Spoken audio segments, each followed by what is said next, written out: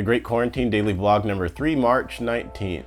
Okay, so today's agenda. On Instagram stories, I asked you guys what your least favorite and your favorite moments of this pandemic are, and you guys came through. So I'll share all of those responses with you, as well as give you my usual daily recap and my usual what am I learning with this daily vlog experience. Okay, so I used Instagram stories to ask you guys a couple of questions about the pandemic. The first question I asked was, what has been your least favorite moment of this pandemic so far? And so I am going to scroll all the way to the right here because those I believe are the oldest responses, and I like to get to the ones who answered me first. Okay, so the first response to that question is by Ever2Gut. He says the lockdown, which I mean, I understand that. The lockdown is pretty much, I mean, for a lot of people, it's completely changed how we live. I guess for me, it hasn't really very much because I am one of those people where I was already kind of isolated anyway. I didn't really have much social interaction, but I imagine for a lot of people who had lives where they constantly interacted with people, and now they suddenly can't interact with those people. Their lives are a lot different. So moving on to Kirsten Stone, having to reduce/cut out in-person contact with my grandparents. So, I mean, if you're close with your grandparents, I can understand why that would be a little irritating. I know this pandemic has changed the relationships that we have with a lot of people. Well, I say we, again, for me personally, not so much because I, haven't had much social interaction, anyway, but I imagine for a lot of the people who do normally, have people that they interact with fairly regularly, that their relationships with them have changed. Okay, another one by Kirsten Stone. Realizing that my normal life and isolated pandemic life are the same almost. And that's just what I mentioned a moment ago, where, if you don't normally have much social interaction with others, your life isn't going to fundamentally change that much. Okay, moving on to Queen Robert Ann. She says spending time at home with family, which I believe she also answered that in the favorite section, which is a little bit confusing because, what actually makes it confusing is that I could understand that answer being for both. Yeah, there's some people who are expressing happiness that they suddenly get to spend a bunch of time with their family, and then there's other people who are saying, oh no, I have to spend all the time with the family now. So I could understand why that answer would be under both questions. Okay, so moving on to T. Cullen 89. No hockey/sports. This admittedly is a little bit annoying to me because I am a sports fan. Now, I'm a San Jose Sharks fan, and they weren't playing particularly well this season, so there were times where I even forgot the hockey season existed. But it is strange to suddenly see the basketball season just stop, or that see spring training for baseball just suddenly stop. I suppose the NFL is going to be the one that has benefited the most from the timing of this, because by the time that the worst of this is over, it'll be NFL season, and people will be craving more sports by the time the NFL season starts again. Okay, so moving on to Talia Sofer, being far away from family, frowny face. So I can understand that one too. Living halfway across the world from family is, it's already difficult in and of itself, but now I imagine in times like this where we're even more isolated, if you're missing your family, you're probably missing your family even more than usual. Then there's Nani_Renee. All the dang racist white folk and people buying all the low-carb tortillas. Yeah, I think in times like this, especially when a virus comes from another country, a lot of times people do want to, add their own, racial prejudice to it. You hear certain people in the media calling it the Chinese virus, but sure it did originate from China, but it and there are probably some things that they should do to crack down on, the wet markets that a lot of these diseases originate from. But I imagine there's very few people actually in China who are, part of that, wet market culture. So, just because of a few people who are involved in that small mini culture, now the whole globe is affected. And it's leading people to irrationally believe that it has more to do with, a whole country as opposed to a tiny, subset population of that country. All right, so moving on to, and to address the low carb tortillas part, it seems like pretty much every carb based thing is getting wiped out. Any carb based food staple is getting wiped out. When I went to Safeway earlier today, I saw all the pasta was wiped out, a lot of the rice was wiped out. So I wouldn't be surprised if all the bread and tortillas are gone also. Okay, so now moving on to Joe Pandasol. Not seeing friends and fam on the usual. Yeah, again, there's a pattern with the family thing.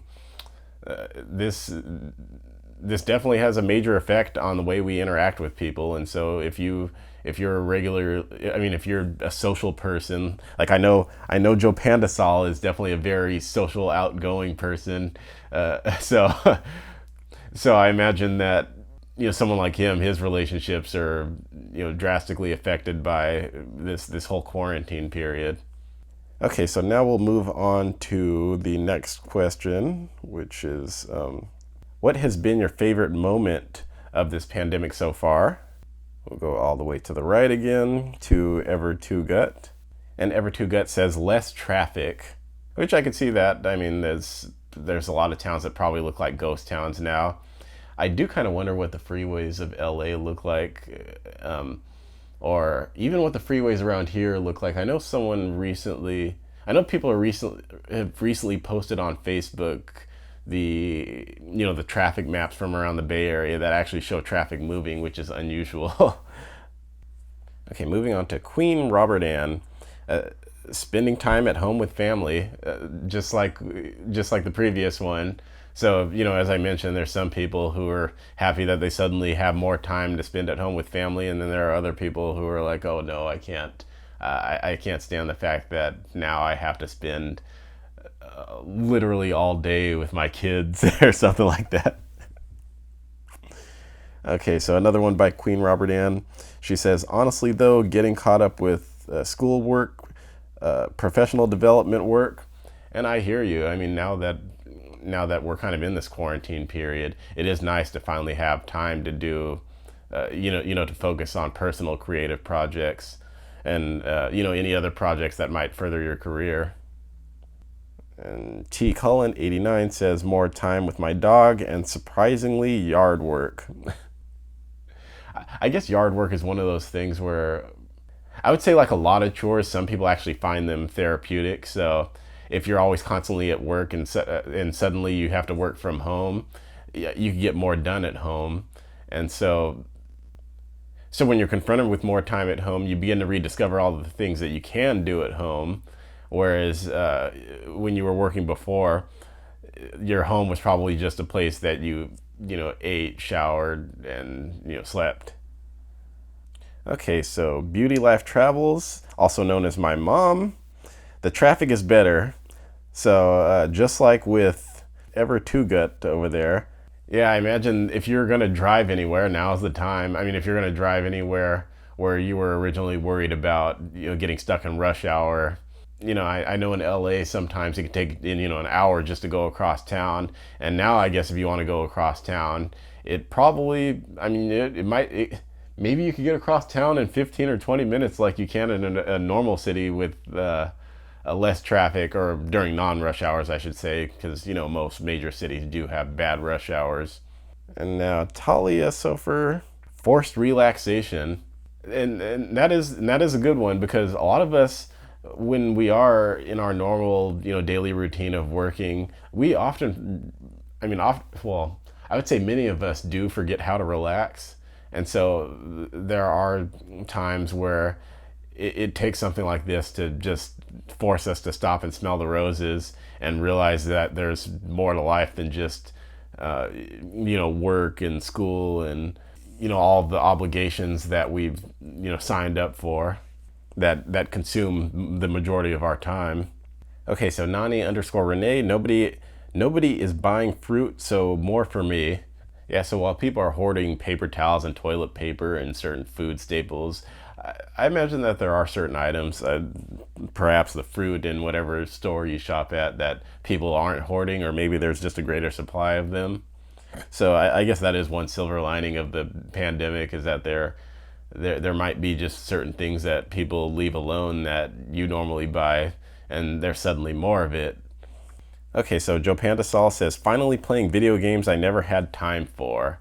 Being someone who hasn't played video games in a while, I guess I can't really relate, but maybe if I recall my college days when I did, like to play a game or two, I could see that.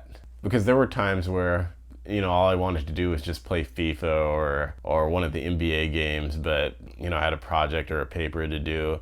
And if I wasn't doing that project or paper, I'd probably go down the hall and play games with, some of my floor mates. So I can understand that.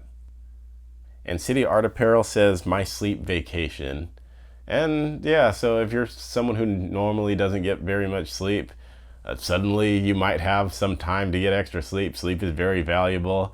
I mean, my sleep schedule is terrible because I don't have a sleep schedule. So I imagine every night I'm significantly shortening my life because I don't have, a great sleep schedule. But, I imagine for a lot of people, they're going to get some of the best nights of sleep that they've ever had, assuming that the pandemic is not affecting them in such negative ways that, they can't think about anything but the pandemic. So yeah, I'm obviously referring to those who aren't kept up at night by the stresses of this pandemic. Okay, so thank you all for the responses, and now I'm going to move on to my daily recap, which is going to be very short because I purposely kept this day very uneventful. Okay, so Thursday, March 19th, 2020. Yeah, I did want to keep the day relatively uneventful because I wanted to keep these vlogs short. Ideally, they'd be 3 to 4 minutes. But my first two so far, I believe each of them were exactly 5 minutes and 23 seconds, which is strange. But yeah, I don't think this one is going to make it even under 5 minutes. Anyway, as I headed out to get the time lapse for this vlog, I intended to go to Pier 39 to get it, but yep, the pier shut down until at least April 7th, so I snapped a few shots of the closed pier because I have this obsessive tendency to document everything, and I headed over to the next pier, which is Pier 41, and at Pier 41 I got the time lapse and I sat there for a bit just enjoying the San Francisco sun, and then I headed to what has become my favorite pandemic era takeout place. And of course that place would be Taqueria Zorro, which I normally get super nachos with no sour cream. This time I got a super burrito with no sour cream and no rice because the rice has peas and I do not like peas. And so that was my day, and I'm going to move on to what this vlogging experience is teaching me.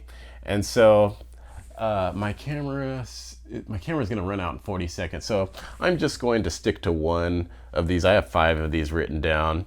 I'll choose the accountability one.